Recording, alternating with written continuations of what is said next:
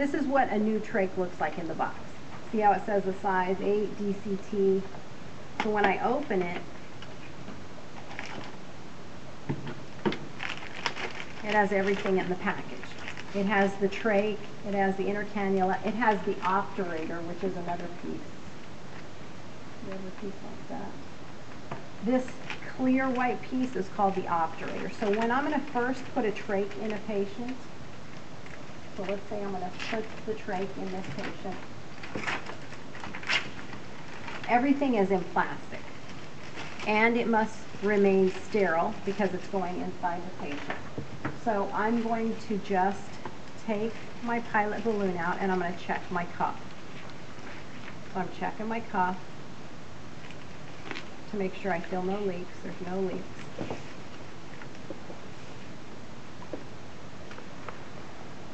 Okay. Then I'm going to take my trach out. And this is all sterile. Yeah. Now I can touch the top of it. I just can't touch the part that's going to go inside the patient. Okay. So see, I can touch all of this part, but I can't touch what's going to go inside the patient. So I'm going to take out the inner cannula, keeping it in my bag, and I'm going to take out my obturator. My obturator is only used for the first time I'm inserting the trach. So every time I put a new trach in, you use the obturator. Once the trach is in, I take the obturator out and its purpose is done. Now the reason is, one, it keeps the trach stiff, and the other thing is, look, it keeps the tip of it as a smooth surface so it doesn't scratch the trachea. So I checked my cuff, put my obturator in, so now I'm going to insert it into my patient. So I insert it into the patient. Now the first thing I must do, and this is how you can remember, is remember, how is my patient breathing? They got to breathe through their trach. Can they breathe through their trach? No, because I have the obturator. So the first thing you must do is take this out. So I take my obturator out and I inflate my cuff. You see how I'm keeping my hand on my trach though? Why do you think I'm keeping my hand on my trach? Right, because if he would cough, guess where the trach would be? On the floor. Okay, so I've inflated my cuff. Okay, now I want to secure my trach. So before I put the inner cannula in, I want to make sure to secure it. You don't want to put the inner cannula in before it's secured. So I'm going to use a drainage sponge. So I'm putting this drainage sponge underneath. So the drainage sponge is just to collect any drainage or mucus that would drain around the trach. And then I'm using a trach collar. So this trach collar is adjustable. So it has two pieces. Now these new ones that have two pieces, the best way to do them is do the sides and then adjust it to the back, because you're not going to know how big the patient is. So I'm going to adjust each side and then I'll adjust it in the back. Now, normally your patients aren't going to be as thin as Tom here. Tom has had some drastic weight loss recently.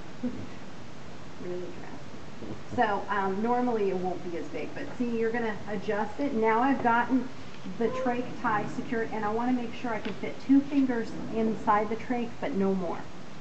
So I want to be able to fit 2 fingers in, but no more than 2 fingers. So once I have that secured, now the last thing is I put my inner cannula in. Now the other trick I have, when I'm going to clasp the little butterflies on the trach, some people will just squeeze it and push it. But when you squeeze and push against somebody's trachea, what's it going to make them do? They're going to start coughing. So what I do is put your finger behind the trach. You can put your finger behind the trach, and then when you go to push, you're pushing against your finger and not against the patient's trachea, and they won't cough. Okay, so now it's all secured. Okay, so that's inserting. Okay, so that's number 1. Now, sometimes patients will want them to speak, because right now, this patient would not be able to speak because the trach is below the vocal cords. So in order for somebody to speak, the air has to vibrate up through the vocal cords, otherwise they're not going to be able to speak. So he's breathing in and out through the trach. The air is never going to vibrate through the vocal cords because look, we have a cup on it as well. So the passing mirror valve is a valve that was designed to put on the trach that allows the patient to speak. So hand me that little turquoise box right by you. Okay, so in this box is a passing mirror valve. So if you look at the valve, it has a diaphragm inside, a clear diaphragm. The diaphragm will let air come in, but it won't let air go out. So it's like a one-way valve. So you could suck in, but you can't push out. So in order to do the passing mirror valve, the first thing you must always do is deflate the cuff. So make sure your cuff's deflated completely. And then all you do is push the valve on the trach. So now he can speak. So he can pull air through the trach, but he can't blow out. So because he can't blow out through the trach, where does the air go? It vibrates through the vocal cords. So that would be used to speak. So does the trach stay in place with that? Huh? Does it stay in place as cords moving? Yeah, because it's the collar that's still keeping it in place. Now the thing that you must always remember though, you must deflate the cuff. If you would not deflate the cuff, he could not exhale. So he's gonna, and eventually your patient would code. Really? Yeah. And we can attach bore tubing to the end of that. If you were gonna put, hand me that collar right there.